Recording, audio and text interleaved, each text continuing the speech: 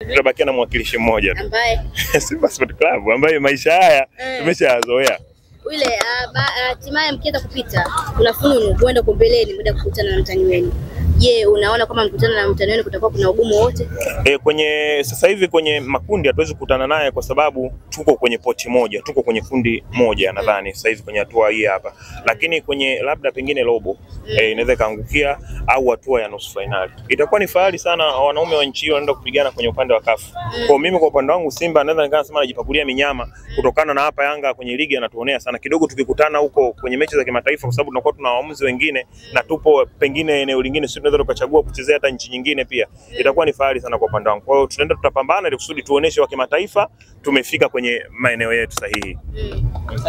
Mwishowe mechi imeisha, Yanga amefuzu. Nakumbuka kabla ya mchezo kuanza tuliongea pale nje. Wakatuambia moyo wako uko Malawi lakini mwili uko Tanzania. Kwa hiyo mwili umeweza kujibu mapigo ya moyo. Mwili umeweza kusukuma moyo. Umeweza kusukuma moyo. Mwili umeweza kusukuma moyo. Hatimaye Dar es Salaam Young Africans wameshinda. Kwa namna moja au nyingine, nyinyi kama watani wao umechukuliaje?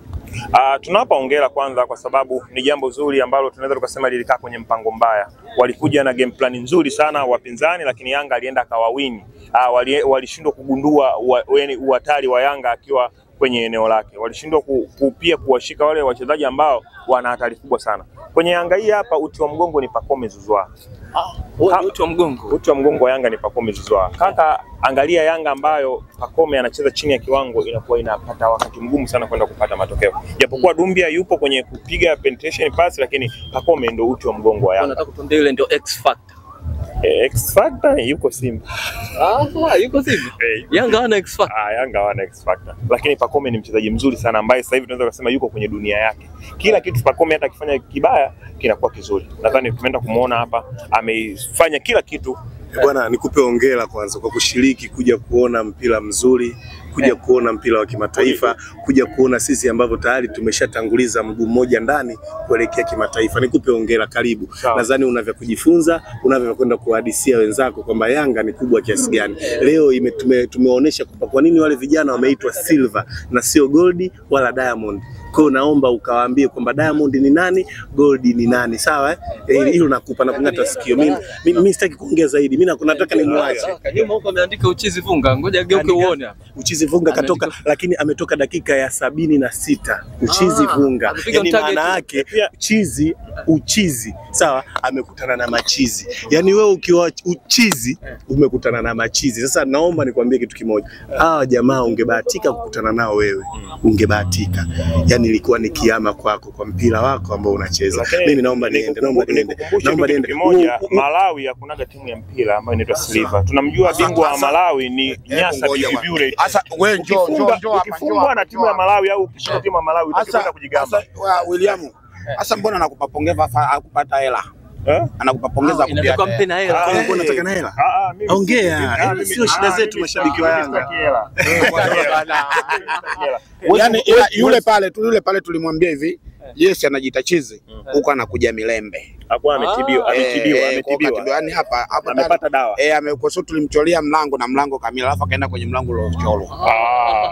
Sawa. Kwa hiyo bwana uweze kukaa hapa ukajisifia na timu za kutoka Malawi. Tunamjua Nyasa Big Blade ndio mkongwe. Huyu Silver amevuma tu, huyu amevuma tu. Kwamba Uchizi kawavumisha. Mwaka wa kwanza anashiriki kwenye CAF. Hajawahi tangu kuzaliwa kwake.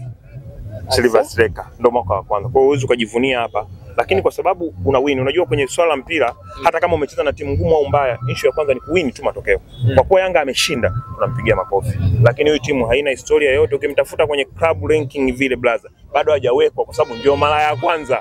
Timu hii na timu yangu hii Silver na Kinyerezi Shule ni sawa. Silver na Kinyerezi Shule timu yangu ambayo nachezea pale ni sawa kabisa. Mbona upige makofi? Umesema tunapigia makofi afu pige. Nijipigie mimi. Umesema Yanga tuwapigie makofi apige. Tunawapigia makofi Yanga. Wapongeze kidogo watani. Uwezo ukakaa hapa ukajisifia na timu ya kutoka Malawi kaka. Kesho mnakuja kucheza na nyinyi hapa. Mnasema uwanja wa Machinjio. Wanacheza na Usingizini Hotspur. Ukiangalia hao Usingizini Hotspur wao. William, hebu tuache masiala. Hivi kuangalia kiwango cha Usingizini na kiwango cha hawa striker hivi vinaweza vikafanana hata kama ni mara ya kwanza kushiriki. Vinafanana kweli? Sawa. Hawa Nsingizini ni timu ambayo Kwa sababu Nsingizini kwanza kwenye kushiriki mashindano ya kimataifa. Kwa sababu msimu jana baada walivyoshiriki mechi ya mwisho walipigwa gwa 8. Ni mara ya 3 kwenye CAF Zoefu. Ni mara yake ya 3. Alicheza na Stellenbosch akafungwa 8. Goli 3 na South Africa, goli 3-5 na ni Eswatini. Kwa hiyo wao ni mara ya 3. Tufanye kitu kimoja kati ya huyo nani wa South na nyinyi nani bora? Simba yuko nafasi ya 5 kaka. Sasa sijui unaongelea nini? Nafasi ya 5. Sijui unanielewa? Ubora upi unaotaka wewe? Yaani kwenye kufunga magoli. Kwa sababu yule kafunga 8 wewe umeshinda 3. Yaani yule kashinda mechi moja 5 wewe umeshinda 5. Stellenbosch kumbuka tulicheza naye sisi nusu finali. Sijui mmenielewa? Uchizi kafungwa 5 na Stellenbosch sijui Stellenbosch. Hebu tengeneza swali lako vizuri. Yaani namtengenezea swali. Huyu anayecheza naye kesho anaitwa Nsingizini Hotspur.